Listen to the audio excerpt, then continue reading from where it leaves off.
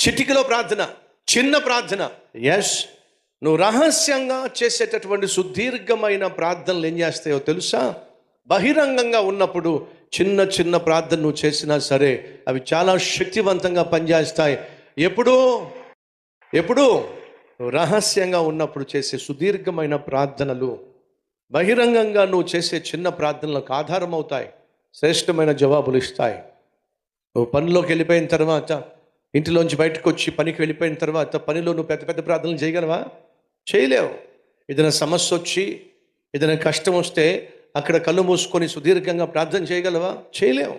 అక్కడ నువ్వు చేయగలిగింది కేవలం చిన్న ప్రార్థన. కానీ ఆ చిన్న ప్రార్థనకు పెద్ద జవాబు రావాలంటే నువ్వు ఇంటి దగ్గర ఉన్నప్పుడు దేవునితో పెద్ద ప్రార్థన చేయాలి.